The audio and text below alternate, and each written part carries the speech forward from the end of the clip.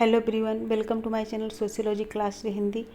जैसे कि आप लोग जानते हैं कि पहला और दूसरा लेसन मैं पढ़ा चुकी हूँ, यानी कि उसके एमसीक्यूज में ला चुकी हूँ। तो आज जो है चैप्टर 3 संस्थाओं का समाजीकरण, इससे रिलेटेड क्वेश्चन है। तो चलिए देर न करते हुए पहला क्वेश्चन देखते हैं। लेकिन जो लोग चैनल पर नए हैं वो चैनल को सब्सक्राइब कर दें, जिससे आने वाले वीडियो उन तक पहुँच सके। ये एनसीईआरटी का क्वेश्चन है, बहुत ही इंपॉर्टेंट है। चलिए पहला क्वेश्चन देखते हैं। पहला क्वेश्चन है, सामाजिक संस्था का अर्थ है। सामाजिक संस्था का अर्थ है, ऑप्शन है अधिक लोगों का साथ साथ रहना, कार्य करने का निश्चित ढंग, बड़ा सामाजिक समूह, इनमें से कोई नहीं। सामाजिक संस्था का क्या अर्थ है? तो इसमें राइट आंसर क्या होगा? तो इसमें राइट आंसर होगा ख, कार्य करने का निश्चित ढंग। कार्य करने का निश्चित ढंग सामाजिक संस्था का अर्थ है।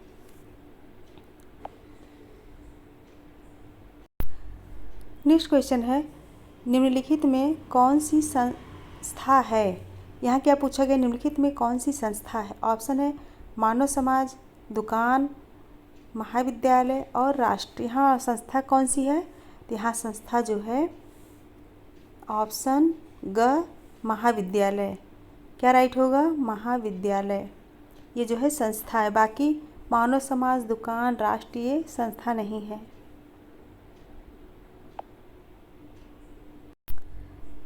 नेक्स्ट क्वेश्चन है, सामाजिक संस्था की विशेषता है। यहाँ विशेषता पूछा गया है, संस्था की विशेषता कौन सी है? तो ऑप्शन है सदस्यता, अस्थायी प्रकृति, अमूर्त प्रकृति और औपचारिक नियंत्रण। तो विशेषता क्या है संस्था की? तो संस्था की विशेषता है ग, अमूर्त प्रकृति। संस्था कैसी होती? मूर्त होती है, अमूर्त या अमूर्त होती है? संस्था जो है अमूर्त होती है, तो ये राइट होगा। नेक्स्ट क्वेश्चन है, वह प्रथा जिसमें स्त्री एक समय पर एक से अधिक पुरुषों से विवाह संबंध स्थापित करती है, विवाह संबंध स्थापित कर सकती है, वह कहलाती है। ऑप्शन है बहुपत्नी विवाह, बहुपति विवाह, एक विवाह या फिर समूह विवाह। इसे हम क्या कहेंगे?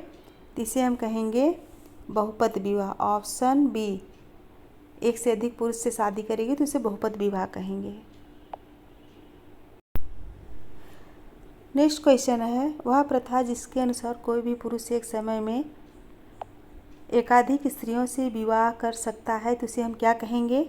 वह क्या कहलाता है? ऑप्शन है समूह विवाह, एक विवाह, बहुपति विवाह या फिर बहुपत्नी विवाह। तो इसे हम क्या कहेंगे? तो इसे हम बहुपत्नी विवाह कहेंगे। ऑप्शन घ, यानी कि बहुपत्नी विवाह।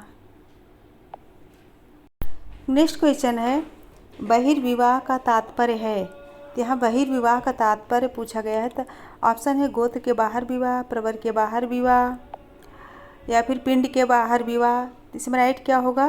तो इसमें राइट होगा ए सभी, यानी कि घ।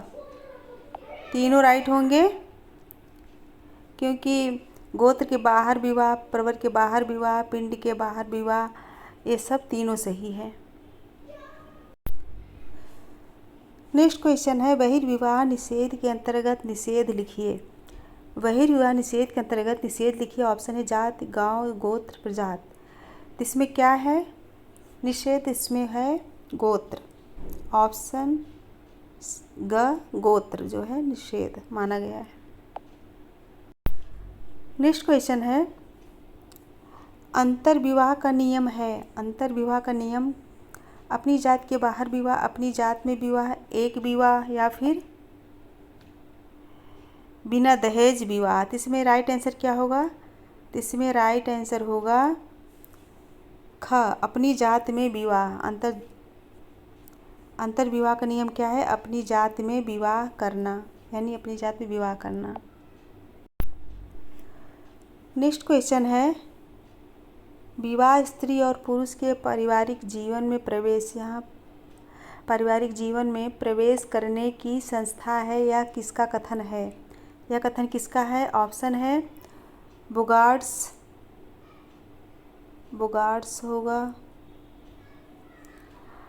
वेस्टरमार्क, पीवी यंग या देसाई। तो इसमें राइट आंसर क्या होगा? तो का बोगार्ट्स। कौन होंगे? बोगार्ट्स होंगे। नेक्स्ट क्वेश्चन है, निम्नलिखित में से हिंदू विवाह यानी विवाह की विशेषता कौन सी है? ऑप्शन है सामाजिक समझौता, धार्मिक संस्कार, अस्थायी संबंध, बिना अदालत, तलाक। तो कौन सी विशेषता है? तो ये है ख, धार्मिक संस्कार हिंदू विवाह की विशेषता है। नेक्स्ट क्वेश्चन है, हिंदू विवाह के निम्नलिखित प्रकारों में से कौन सा अप्रशस्त है? ऑप्शन है देव, प्रजापत्य, राक्षस या ब्रह्म। राक्षस या ब्रह्म कौन सा है? तो इसमें राइट आंसर होगा ग, राक्षस विवाह। ये अप्रशस्त है। नेक्स्ट क्वेश्चन है, वर्तमान समय में हिंदू विवाह का सबसे प्रचलित प्रकार है। वर्तमान समय में हिंदू विवाह का सबसे प्रचलित प्रकार कौन सा है? ऑप्शन है ब्रह्म विवाह, दैव विवाह, गांधर्व विवाह, राक्षस विवाह। कौन सा सबसे प्रचलित है? तो ये है ब्रह्म विवाह। वर्तमान समय में पूछा गया है तो ब्रह्म विवाह राइट होगा। नेक्स्ट क्वेश्चन है, यह कथन किसका है कि धर्म आध्यात्मिक शक्तियों पर विश्वास है? यह किसका कथन है? तो ऑप्शन है मैकाइबर, डेविस, परेटो, टायलर। तो यह किसका कथन है? यह टायलर का है। किसका है? टायलर का है। ऑप्शन घ। नेक्स्ट क्वेश्चन है, धर्म की विशेषता क्या है? धर्म की विशेषता क्या है? पारस्परिक सहयोग, समानता, अलौकिक शक्ति में विश्वास या फिर गुरु पर विश्वास। धर्म की विशेषता क्या है? इसमें राइट आंसर होगा ग। क्या होगा? ग, अलौकिक शक्ति पर विश्वास। ये धर्म की विशेषता है। फ्रेंड्स, ये बेसिक क्वेश्चन है, एनसीईआरटी की क्वेश्चन है क्लास 11th के। तो जब बेसिक पढ़ेंगे तभी समझ में आएगा। बेसिक से नहीं स्टार्ट करेंगे तो समझ में नहीं आएगा। नेक्स्ट क्वेश्चन है, निम्नलिखित में से धर्म की विशेषता नहीं है। यहाँ पूछा गया है विशेषता नहीं है। पवित्रता, आदर, विश्वास, सदाचार। कौन सी विशेषता नहीं है?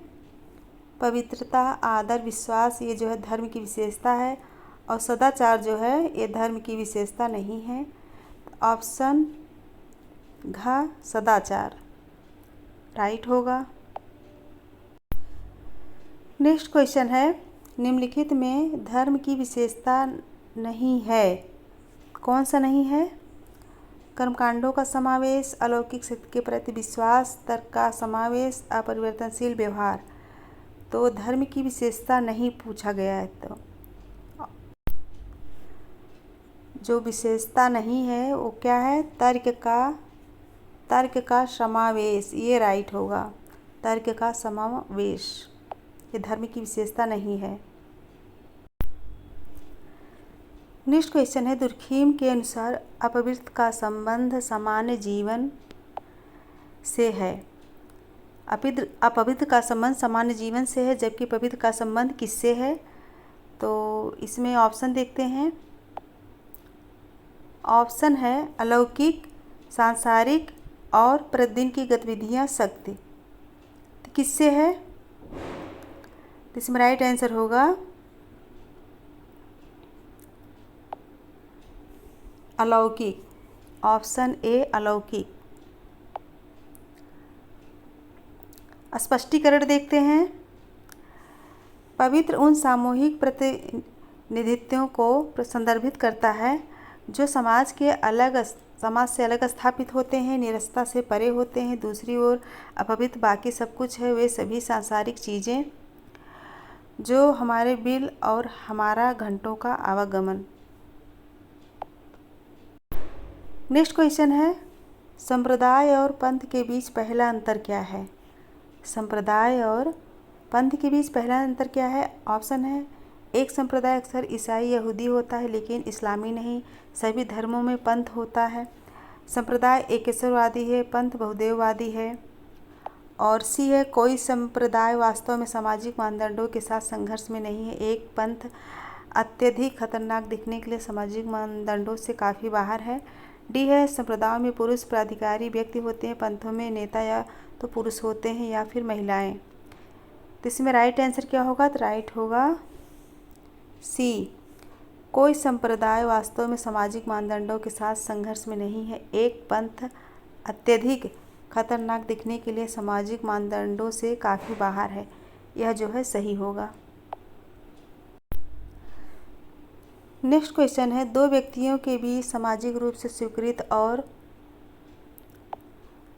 अनुमोदित संभोग को समझा जाता है। ऑप्शन है, ए परिवार, बी शादी, सी समानता, डी प्रसव। तो क्या समझा जाता है? तो इसमें राइट आंसर होगा बी शादी। स्पष्टीकरण देख लेते हैं।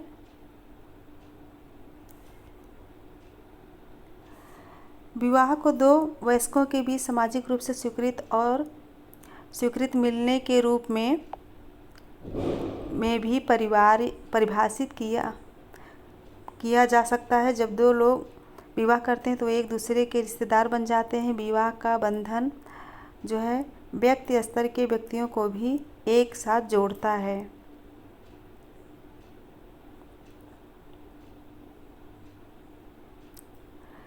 नेक्स्ट क्वेश्चन है, समाज के एक आवश्यक कार्य से जुड़े मानदंडों के संग्रह को कहा जाता है। ऑप्शन, विवाह, संस्था, अधिनायकवाद, सरकारी। क्या कहा जाता है? तो उसे हम संस्था कहेंगे। क्या कहेंगे? क्योंकि आवश्यक कार्य पूछा गया है तो इसे हम संस्था कहेंगे। सामाजिक संस्थाएं ज्ञान, सूचना के साथ संसाधनों का एक समूह कार्य करती है।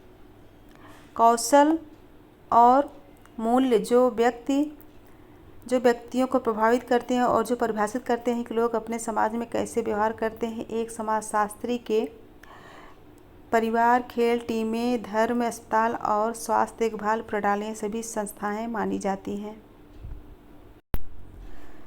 नेक्स्ट क्वेश्चन है, मोनोगेमी प्रकार का विवाह व्यक्ति को, ऑप्शन है, ए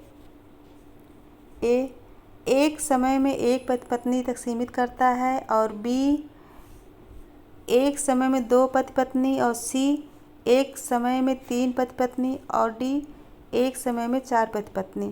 तो इसमें राइट आंसर क्या होगा? तो मोनोगेमी प्रकार का विवाह व्यक्ति को एक समय में एक पति पत्नी तक सीमित करता है। ऑप्शन ए राइट होगा।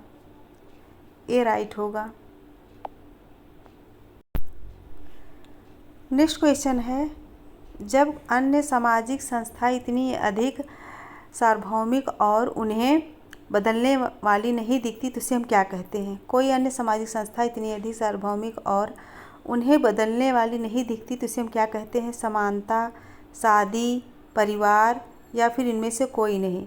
क्या कहेंगे उसे? उसे हम समानता कहेंगे। ऑप्शन ए राइट होगा। स्पष्टीकरण, सामाजिक संस्थाएं सार्वभौमिक हैं। वे जटिलता, विशेषज्ञता, दायरे, औपचारिक और संगठन के संदर्भ में समय समय पर और संस्कृतियों में भिन्न भिन्न होते हैं, परंतु इनका मूल स्वभाव एवं उद्देश्य सर्वत्र एक समान सामाजिक संस्थाएं परिवर्तन के विरुद्ध प्रमाण हैं, उनमें बने रहने की प्रवृत्ति होती है। नेक्स्ट क्वेश्चन है, विधवा पुनर्विवाह भारत में समाज सुधारकों के लिए प्रमुख मुद्दा था। तो ऑप्शन है 13वीं सदी के भीतर, और बी है 14वीं सदी के भीतर, और सी है 21वीं सदी के भीतर, और डी है 19वीं सदी के भीतर। तो इसमें राइट आंसर क्या होगा? तो इसमें राइट आंसर होगा डी, 19वीं सदी के भीतर। ये ऑप्शन राइट होगा। नेक्स्ट क्वेश्चन है, साधारण या पूर्व आधुनिक समाजों में अधिकांश लोग इसमें लगे हुए थे। किसमें लगे हुए थे? औद्योगिक उत्पादन, कृषि उत्पादन, व्यापार या फिर छोटा मोटा काम। किसमें लगे हुए थे? तो इसमें राइट आंसर होगा बी, कृषि उत्पादन। कृषि उत्पादन में लगे हुए थे। पवित्र की अवधारणा की व्याख्या की गई। रोजमर्रा की जिंदगी, अपवित्र, अलौकिक शक्ति। किससे की गई है? तो इसमें राइट आंसर होगा अलौकिक।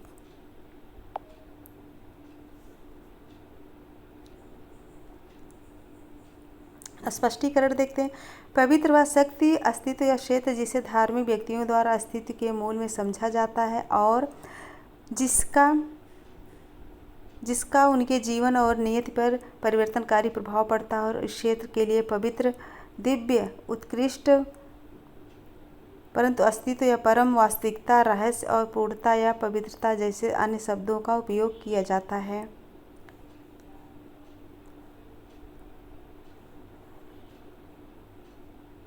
नेक्स्ट क्वेश्चन है, अग्रणी the protestant ethic and the spirit of capitalism किसने लिखी? यह पुस्तक किसने लिखी? ऑप्शन है Karl Marx, Anthony Giddens, Max Weber और दुर्खाइम। किसने लिखी? ये जो है मैक्स वेबर ने लिखी। किसने लिखी? मैक्स वेबर ने लिखी। जर्मन